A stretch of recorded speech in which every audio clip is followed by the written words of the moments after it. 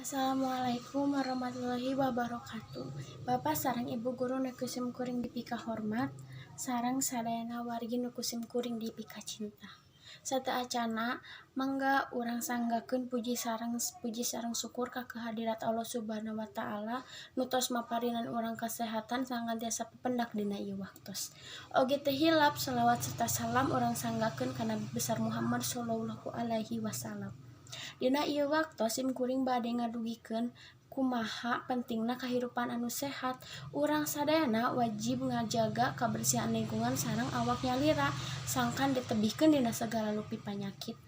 Urang oge kedah ngalaksanakeun kahirupan nu sehat ku cara ngabersihan awak salira atanapi ibak nu minimalna 2 kali sehari, rutin ngagosok waos, rutin ngumbah panangan, sareng micen runtah kana tempatna oge teu hilap mersihan kuku jeung neutekan kuku.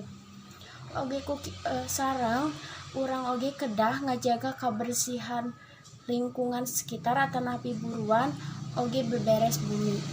Kumargi sakitu wae nu tiasa kusim kuring sampekeun, kirang langkungna mugia tiasa dimaafkeun. Billahi taufiq wal hidayah. Wassalamualaikum warahmatullahi wabarakatuh.